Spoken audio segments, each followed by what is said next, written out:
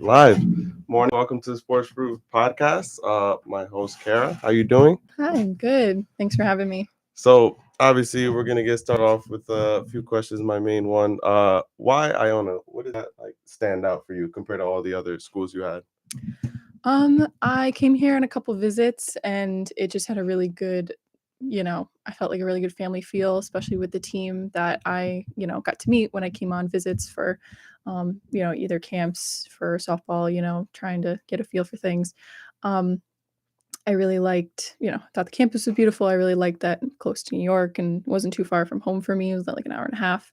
Um, and really just felt like, I really liked that, in the last couple of years, they've been, the team had been pretty competitive in the conference. And I wanted that as part of, you know, what I wanted to do for softball, try to win a MAC championship. So, um, but mostly, the people just felt really nice. It felt like, you know, not too big and that things were personal, which I really Mhm. liked. So yeah. What just curious. What other schools you had?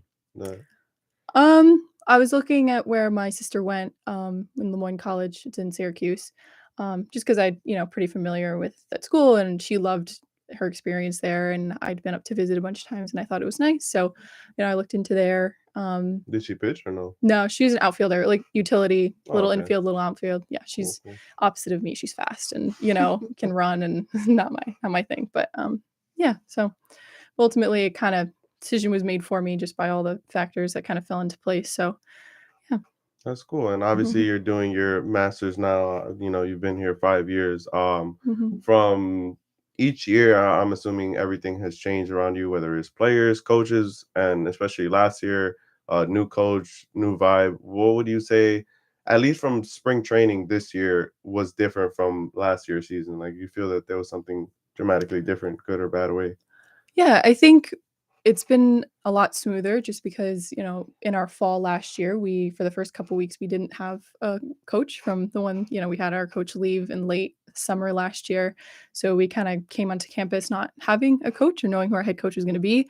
So that was a little bit strange. And then when she did come in, obviously it took her a little, she had a lot of things to get in place with us and it was a bit slow to get going and trying to find our vibe with her and as a team and how that all fit together. So this year it's been really nice to just, she's been here for a year. We have a lot of returners. Our biggest class is juniors, so they've all had 2 years of experience now, and now we've all been with her. And so it feels a lot more, we kind of hit the ground running more so this fall, which is really nice.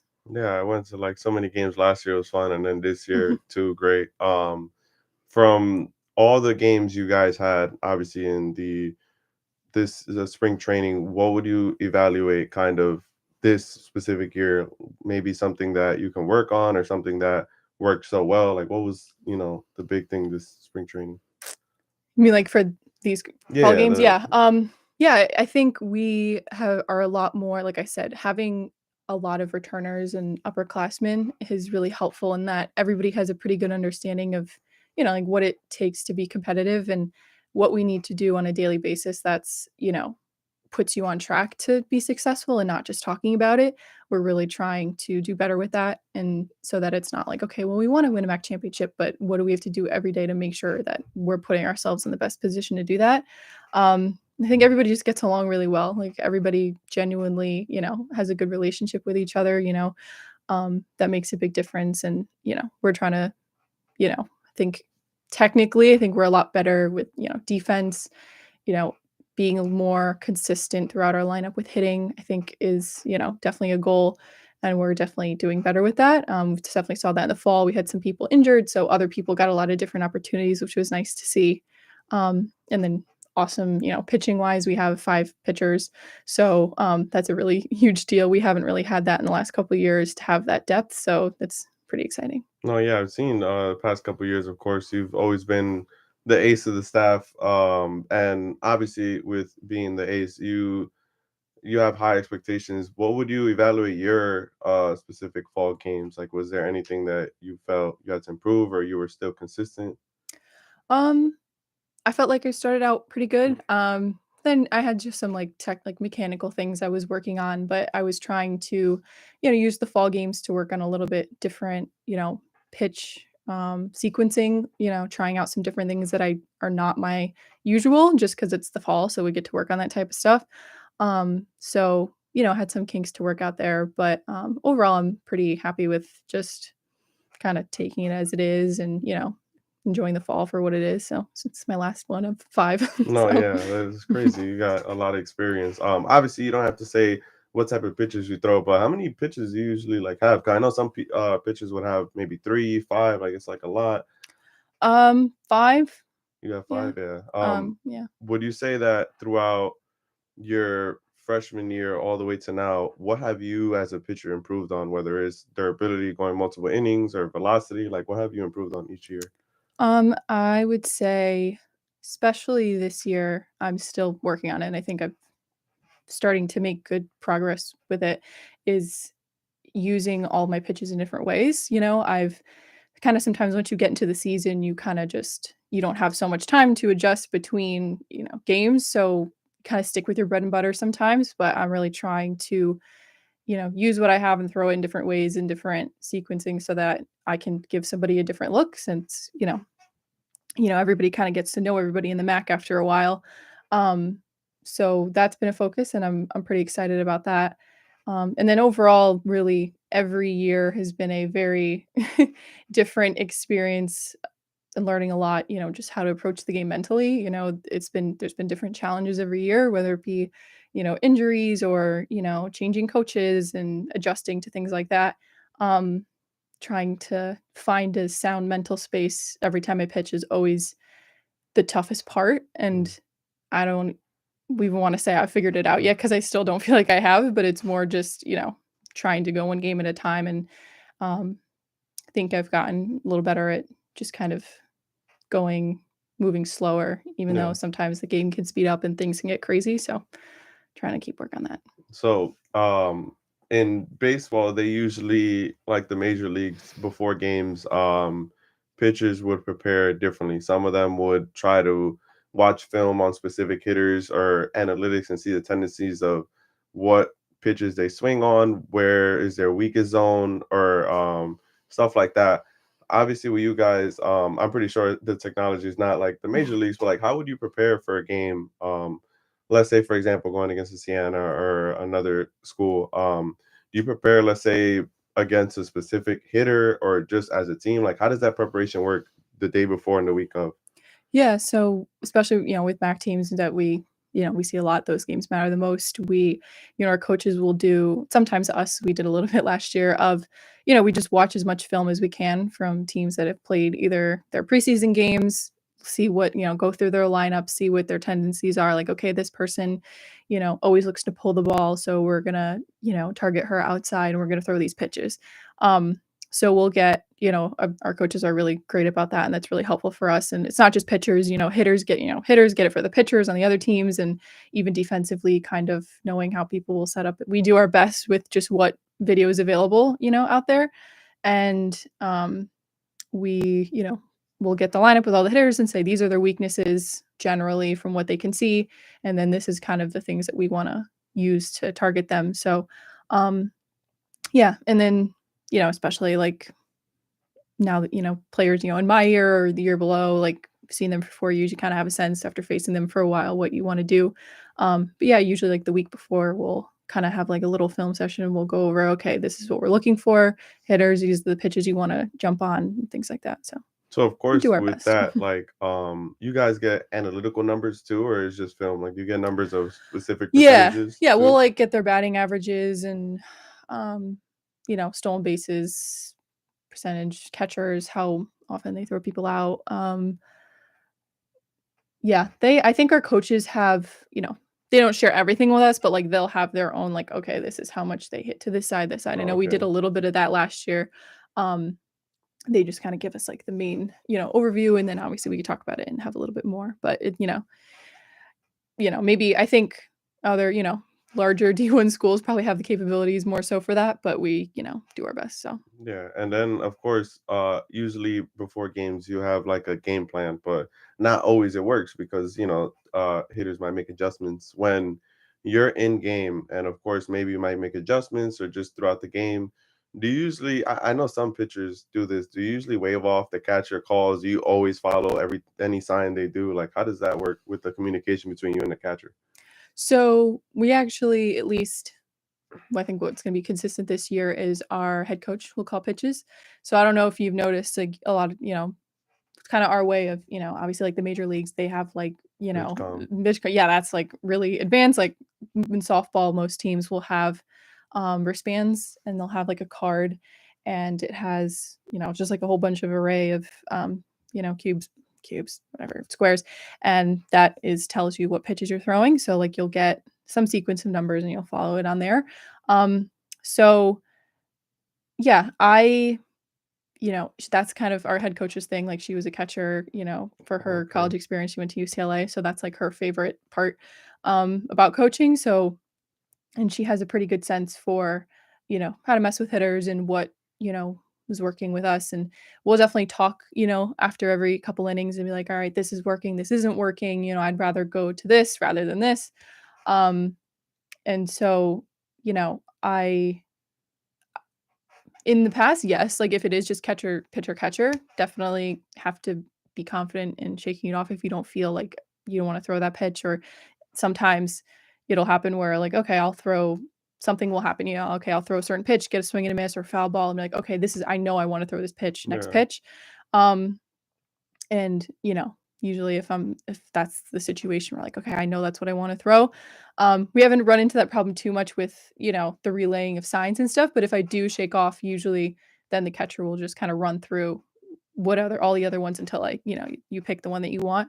Um, so yeah, it's kind of How trial it and error. works. But worst case scenario, I mean, my coach will sometimes be like, just throw it. The catcher will catch it. That's their job. So, rather than take too much time. So So usually it's more of the coaches and catchers and pitchers most of yeah, the time. so the coach will give to catcher and catcher will give, well, actually, coach will give to, she'll show it to the catcher first and then to us, and then, anybody else who's, like, taking, notes and stuff That's like that. I never knew that. Yeah, That's new. I so always thought that it was obviously the catchers and the pitcher of course and what role does the pitching coach get in this? Like I'm assuming is it just throughout innings that they discuss yeah, or it's so well, it's kinda that's general, I would say what most teams do what we do now. In the past, my freshman year, it was just actually it was different. It was that my, catcher called pitches, and that was the whole year. Like, our coach really didn't, her pitching wasn't her specialty, so and we didn't have a pitching coach for, like, the whole, like, fall until, like, the spring. So he joined late, so we kinda just kept it as it was. So and then last year a little bit when I threw to certain catcher, like, we just had that whole year of literally just me and her calling pitches, so she knew me really well, and we, like, worked really well together. So, sometimes she would just call, and that would just be that one-on-one thing. Um, but now we're kind of working towards, you know, it helps to be more consistent too with, switching out catchers, then everybody's coming from the same thing with head coach calling. And she's kind of like our, pitching coach this year. She's, works with us in bullpens and everything, gives us our workouts. And yeah, so we'll talk to her and be like, this is what we want to do. This isn't working. Let's shift gears a little bit, or, work with what the umpire is or isn't giving, things like that. So, was it always like this or before this coach you guys still had the head coach giving the calls or how was that? um, yeah, I mean, like I said, my freshman Sophomore, and sophomore year was just us catcher pitcher. yeah. And then um our COVID season, we had our pitching coach at the time. He called for like a while of the year, and then yeah, and then the last 2 years, our coach has been, like, working into now head coaches calling all the pitches. So, and like I said, I mean, she's working with us in our bullpens on regularly during practice, so she can kind of see, like, "All right, this is what we're gonna work on, and then these are the type of situations I want you to throw this type of pitch, how many Mm, balls off the plate," things like that. So, yeah. you know, we're all pretty much on the same page there. So, yeah.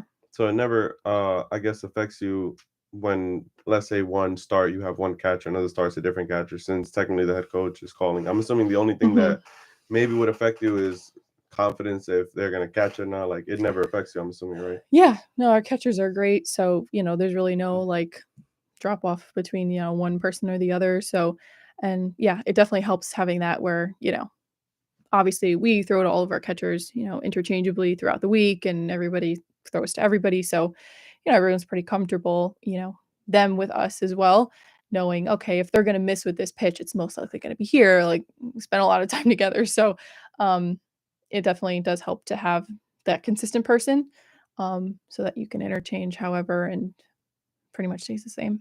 Obviously, I didn't have this here, but I'm just curious. Mhm. Speaking about this, you were talking about obviously being comfortable. I was always curious. I feel that I might know the answer, but maybe you might have a different answer. When a pitcher is obviously has a good lead from their offense, does that ever affect how you pitch? Like maybe because I might put this in terms like when I play video games. Depending who I play, I might lay off on some pitches, just throw it. And then when I'm playing someone who I specifically want to be and I'm focused, I care about every single pitch. Does a lead ever matter to you, or do you still pitch the same whether it's a lead? Like, you know. Yeah, I would say every pitcher would love to pitch with a lead. It definitely kind of gives you the opportunity to just loosen up a bit. Sometimes from the beginning of the game, you may be just kind of like, all right, I have to be on. I'm not going to be the first one to give up a run. Hmm. That's never what we want to do. Um, that's I would say sometimes, at least for me, it may not always make a huge different game like within that game. I But over time, if you're consistently either, at no score or you're down, I've definitely felt that kind of Pressure. eventually wear you down a Hmm. lot, where it's like the built up kind of, okay, every game is really tight or every game is a one-run game. That kind of can weigh on you after a while where you're kind of, you feel a little bit burnt out a little bit sooner rather than, you know but ultimately I try not to change how I'm pitching regardless of the score, Always your mentality is trying to be, "Okay, I'm pitching like it's 0-0, but yes, inevitably, if we score, then you feel a lot better, and you can, just loosen up and know that, okay, if I make a mistake, it's not the end of the world, You have some room to play with that is really helpful. Um, but yeah, either way, it's at least for me, I do sometimes somehow find I pitch a little better when there isn't a huge lead. Strangely, it's just I don't know. That's just how I am, but Yeah, because I know that usually, when either you're down or it's obviously 0-0 tie game, you try to every pitch matters. You really don't want to give up anything. You're like super careful, and it gets stressful. But of course, when you have, let's say, a 3-5 lead, you're more okay. If I give up one run, it's fine. mhm. So the mood kind of changes. And speaking on that, when did you start playing softball? I played, like, T-ball when I was, like, 6. 6. Were It's you my always a pitcher, or like how did that journey go from there to now? Yeah, I mean, started at 6 when, you're literally hitting a ball off the tee and running around the bases. Then I was playing, like, my town ball league till I was, you know, for 8 to 8, and then I think I in, like, town ball, I was just started I saw other people pitch, I was like, anybody could do anything. There's like, "Hey, you go try and pitch," and I was like, "I wanna try that." So, I just tried it, and I really liked it, and I found that I was, pretty lanky, so I was naturally pretty fast, but very wild, so I didn't have great control, and I hit a lot of people, and people got mad at me. Um but I just really liked it and, having the, kinda natural ability was then, made me wanna do it more and to try to get better at it.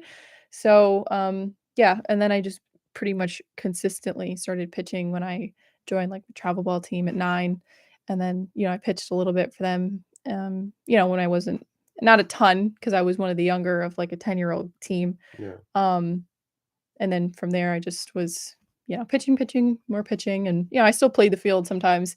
When you're that young, everybody does everything kind of, so I still hit and, played the infield. Um, and then I only stopped really playing field positions in high school. Um, and so because, it wasn't my thing anymore. I was kind of over it. And then, So I was gonna yeah, say so maybe fielding wasn't your thing, but pitching was. But do you kind of miss ever like hitting at least? hitting, yeah. I hit a little bit my freshman year here. Um, Hit yeah, and pitch though, right? You're talking about? yeah. Or I okay. when I pitched, I got the opportunity to hit a couple times, and then I started hitting, and then certain times of the year, like towards the end, I stopped because we only had like 2 healthy pitchers, so obviously I couldn't get hurt or anything. Mhm. Um, and then started hitting in the middle of the beginning of the COVID season, then that stopped, and then officially called it quits last year, or that COVID season when we came back and had our shortened year. Um, Again, we were down pitchers, and I was like, okay, I just need to pitch, and so I retired the bat. So, but Yeah. Obviously you said you've been pitching for a while. Just curious, obviously with softball I know that people throw underhand, and I know with baseball they throw overhand. Have you ever tried throwing overhand just to see how it feels like? yeah, I mean, I'm not like a pitcher, but just obviously just from fielding, right? We always throw, but I mean, me personally, I overhand throwing is not my thing anymore. Like I just, Really? yeah, no, it's just nah, it's just not my thing. But um, yeah, I was yeah. always curious if like you've ever tried, like obviously not during the game, but maybe like a little just practice, see how it feels. Because I never understand how someone can have control with underhand. Like that's really Mhm, hard to do. Overhand, I feel you're dotting where you're throwing it, but mhm. underhand, I feel like it's either going up or down, but I can't dot the corners like that. Yeah, I mean, obviously, I throw to warm up. I throw to first base, like when we're Mhm. doing defense and stuff like that. But um, I I think it's with anything, if you don't do it, it seems really difficult. Like I couldn't pick up a lacrosse stick and just start, hitting goals like nobody's business. Like, but just doing it for so long now, it feels to me more natural than throwing overhand. Um, I think I don't know. The only thing I've really I taught lessons this summer, or, a facility by my house, and they have baseball and softball. And so, like, I was talking to one of the managers who does like lessons and stuff, and he's like, when we were looking for, softball, instructors and stuff, he's like, yeah, I mean, I can like teach hitting for softball because it's, not that different, but pitching underhand, I feel like I have no idea how feels very foreign, I Mhm. don't know. And I'm like, I do think that it's something that you can't teach unless you've done it or you really know it inside and out. Maybe overhand, you can have some sense of it, but it's just one thing. Pitching is pitching for softball, and there's nothing else that's really comparable to it. Um, but yeah, feels better to me now to do that than anything else. So So obviously, with this being your fifth year, and obviously last year, and you're doing your masters, I got two questions on that. What are you studying, and what do you plan on doing after Iona? Whether it's with your degree, or maybe you never know, coaching softball, whatever you want to do. Like, do you have a sense of idea of how you want to end the year? yeah, so I'm getting my MBA, business and the concentration in management.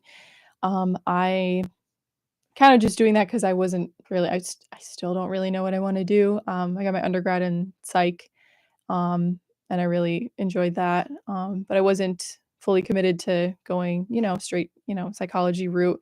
And I had just one more year to play, so it kind of just fit in well with all the pieces. Um, so yeah, I don't really know what I want to do. I mean, I'm sure I will be coaching just because I can always do that, and I'm doing it a little bit now while I'm here, with some people locally, because it's just something I'll always be able to teach. I'll probably do it some more, over the winter and the summer, you know, whenever I can.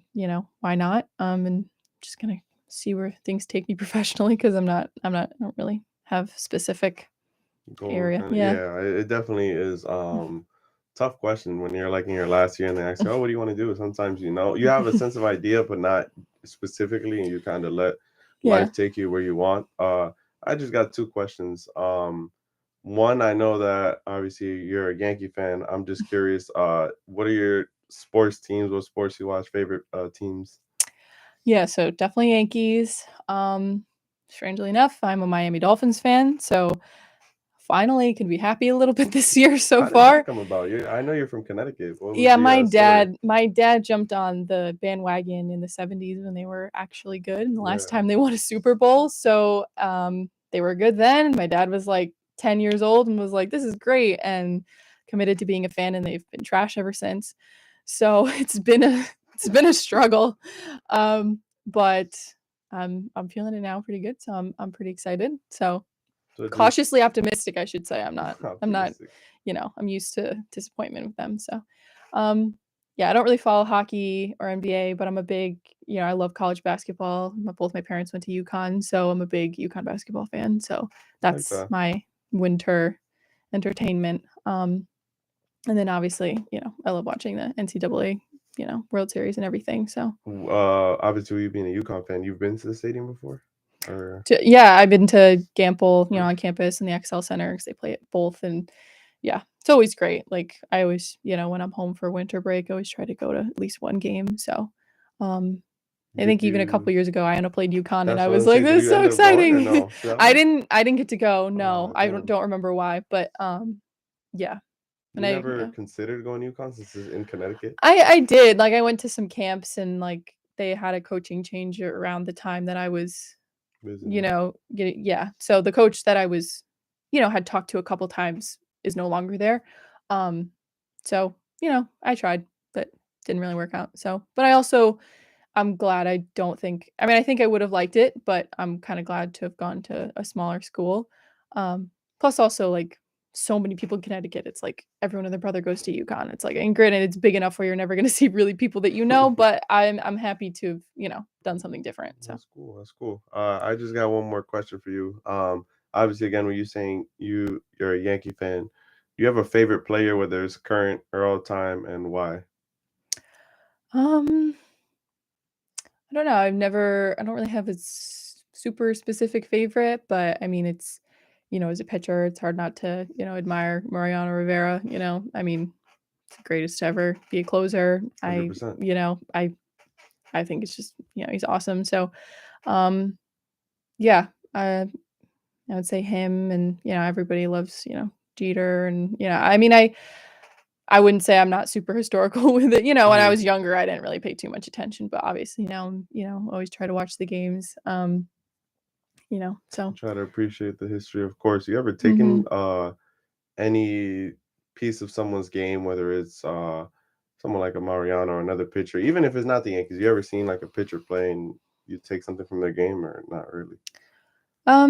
Yeah, I mean, I for Mariano, I mean, just like his you have to be a certain, special type of person, I feel like, to always be in those pressure situations and, come out on top. I mean, I know my my dad was my coach for a while, and he always tried to put me in those positions, even being young when those games don't matter. But, Mm, I always, try to, have a little bit of pride in that if I'm, in a tough situation that, I have the ability to succeed. And, um, you know, I think that's just, it's a really impressive quality to have. So for I try sure. my best to it. So I've heard from a few people that obviously pressure is a privilege. So, of course, that means a lot. And I really thank you for coming mm, out today.